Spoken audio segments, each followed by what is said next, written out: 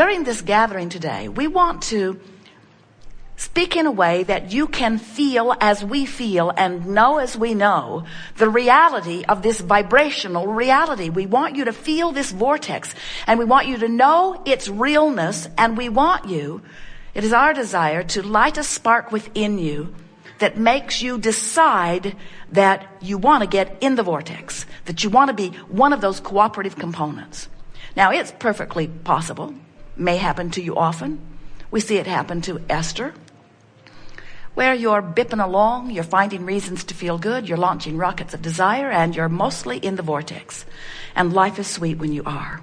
People are kind to you, doors are opening for you, ideas are flowing, you have a feeling of well-being, a feeling of clarity and ease. You have balance. No matter what happens, you have your sea legs. All is well for you.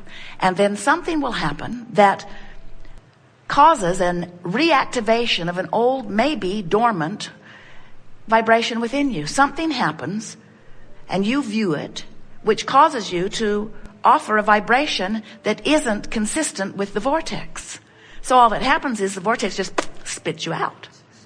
Because if you're not a vibrational match to it, law of attraction doesn't hold you there. In other words, you're called there. Spitting you out is a sharp way of saying it, but it really is accurate. Because law of attraction calls to it what matches and doesn't allow near it what doesn't. How about that? So if you are a vibrational match, if you are feeling worthy, if you're feeling confident, if you're feeling happy with yourself, you're happily in the vortex. But when you find a reason to find fault with yourself, out you go. Now, we want to present this in a way that you don't worry about getting spit out of the vortex, because you understand that this process that you are upon here in your physical body is 3 steps. You came forth to explore contrast. You came forth to know what you don't want so that you can more clearly identify what it is you do want. Without that comparison, none of us could move forward. So as you continue to add to all that is by knowing what you don't want, you're having a step 1 moment. And when you're having a step 1 moment, you're not in the vortex. Now, we're always in the vortex having our step 2 moment. In other words, when you launch a rocket of desire, you send it our way. And we see it and embrace it and know it and become a vibrational match to it.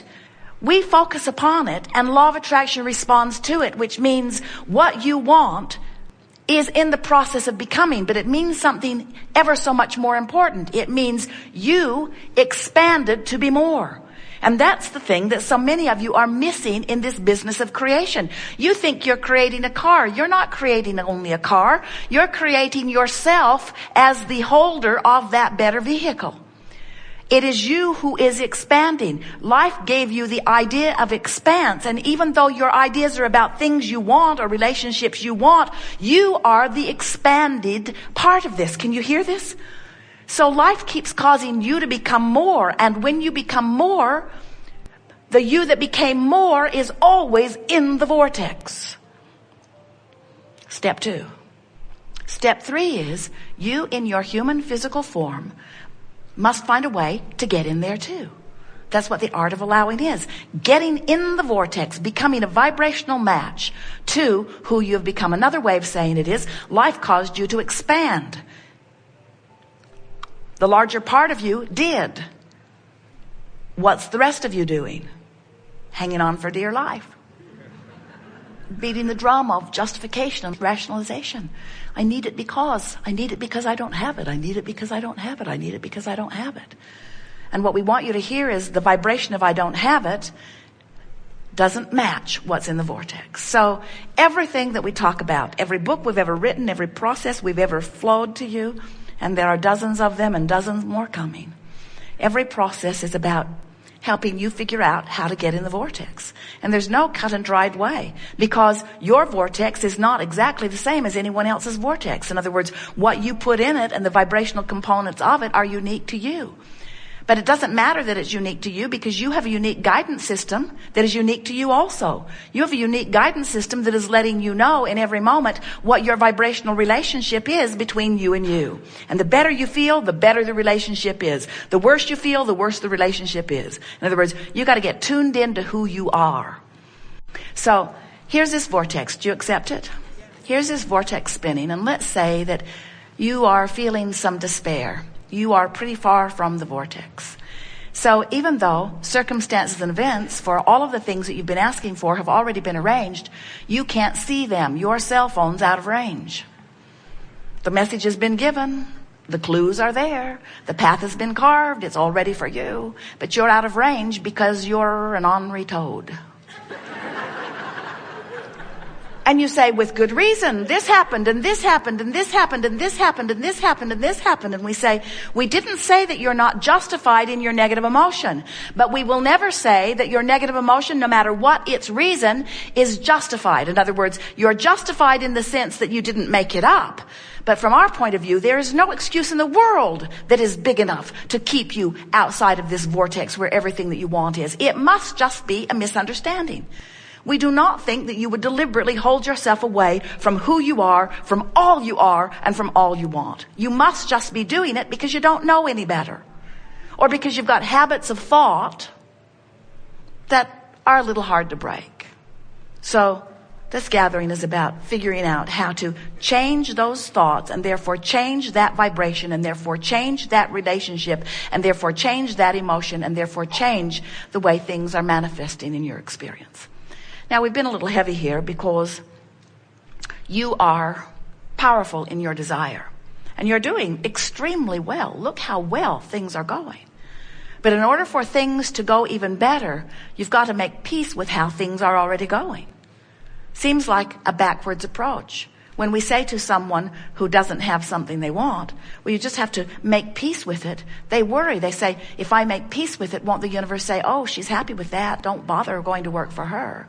We say, it doesn't work like that at all. When you make peace with it, you stop resistance. When you let go of the struggle, you soften resistance. Anything that makes you feel better allows you to be swept into the vortex more easily.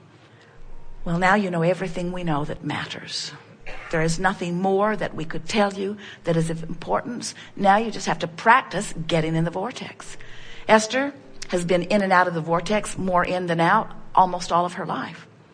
And recently figured out how to get in there on purpose. And as she began to stay in there more consistently, in other words, in, out, in, out, in, out, in, out, in, out, in, she began announcing to Jerry, I'm never coming out. I'm never coming out. Because just the elation of life, the way she felt, the clarity of her mind, her response to the world, the way the world looked, the way the world was responding to her. Why would anybody ever want to be out of the vortex? And then something happened, out she was. She was really irritated about being out. But then she remembered how easy it was to get back in. She developed this sort of regimen where she would lay in her bed every night before she would go to sleep and make lists in her mind of things that she appreciated. And in the morning when she would awaken, she would lie there and find those things again. And then as soon as she would get up, she would go to a chair with Jerry, and she would begin doing a focus wheel to clean up any ragtail vibration that she had discovered in the last 24 hours, where she recognized that there was some vibrational work to do because she had had a little piece of negative emotion about something. And once the negative emotion was activated because of her attention to it, and then released or deactivated because of the focus wheel process that she was doing, she would go into rampages of appreciation and long lists of positive aspects. And the whole process took about an hour a day, 15 minutes before she went to bed, 15 minutes when she woke up, and then about a half an hour of processes. And she discovered that she could stay pretty consistently in the vortex. And that is what we wish for you. Now, if you're not in the vortex and you've got some negative emotion, which is your indicator of resistance, and you don't know it, don't worry, it will get bigger. And if you still don't notice it, don't worry, it will get bigger. Because everything that you are living at all times, every manifestation that surrounds you is an in the moment indication of the vibrational relationship between you and you. We're not kidding you. There is nothing that happens to you that is because of something else. The traffic you're in is because of this relationship. The way the waiter treats you is because of this vibrational relationship. The way the economy treats you is because of this relationship. Everything that you are living is an indicator of your vibration. Don't you love that? Don't you love knowing that if your body has some symptom or some diagnosis has been assigned, all it is an indicator of your vibrational relationship between who you've become and who you're letting yourself be. That's all that it is. So it would not matter what the diagnosis is that has been given to you. It's only an indicator of a vibration that you can change. So during this gathering, we want to show you how, regardless of what the reality is, you can change the vibration. And when you change the vibration, the reality has to change. You are invincible. There is nothing that you cannot be or do or have. You just got to know the rules of the game. You got to understand law of attraction. You've got to know what your emotions are telling you, and you got to want to get in the vortex. Good. Want to talk about some things? You do. Very good. All right, this is going to be a wonderful unfolding. So just relax. Make a decision that no matter what goes on in this chair, you're going to stay in the vortex. So let's say that somebody's been giving you a hard time, and so you've created recently really strong components. You've added them to your vortex. And now you've meditated. You know, when you meditate, you release thoughts, so you're in the vortex. Or you've gone on a rampage of appreciation, you're in the vortex. You stop doing those things that you do that kept you out of the vortex. And when you stop doing those things you do that kept you out of the vortex brings you in. And when you're in there, oh, it is so sweet. Your body feels good. Your mind is clear. It's evident to others around you. You're thriving. But then, even inside the vortex, the phone rings. You know who it is. Or something happens. And as you give your attention to this subject that is of a different vibrational frequency than the vortex spits you out. Because only cooperative components can abide. So you get the idea that we want you to release your resistance so that the vortex can take you in. But what happens if the vortex spits you out? Is it a problem? No. Because you came forth into this physical experience understanding that the creative process is 3 steps. Step 1, ask. And you need contrast to do that. If you don't have a variety to choose from, you have no way of asking. So step 1 is important. And step 1 happens in the majority of cases when you are outside of the vortex. You know what you don't want, you ask for what you do want. Step 2 is not your job. That's the job of source. That's the job of your inner being. That's the job of law of attraction. That's the job of the vortex. Step 2 is when you ask, it is given every single time. And it's not just given. The vortex and the source within you becomes the equivalent of all that you've been asking for. So step 2 is not your work. And step 1, you don't have to work at because the contrast just causes you to ask. Step 3 is your work. And what is step 3? Step 3 is to be conscious and aware of the way you feel, reaching for the best feeling thought you can find from wherever you are, so that you will allow the vortex to take you in. Allow your entry into the vortex. If we were standing in your physical shoes, we would be eagerly aware of this vortex of creation. But we would not freak out when we're having a step 1 moment. When you're having a step 1 moment, understand your relationship to the vortex. Say to yourself, I'm ornery as I can be as I'm having this step 1 moment, but the good news is I'm putting things in the vortex. In other words, at least be aware that that's what you're doing.